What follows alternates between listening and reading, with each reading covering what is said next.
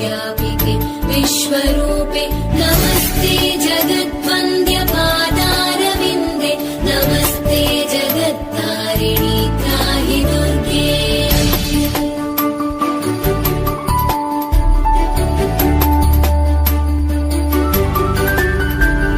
नमस्ते जगच्चिन्त्यमानस्वरूपे नमस्ते महायोगिनि ज्ञानरूपे नमस्ते नमस्ते सदानन्दरूपे नमस्ते जगत्तारिणि त्राहि दुर्गे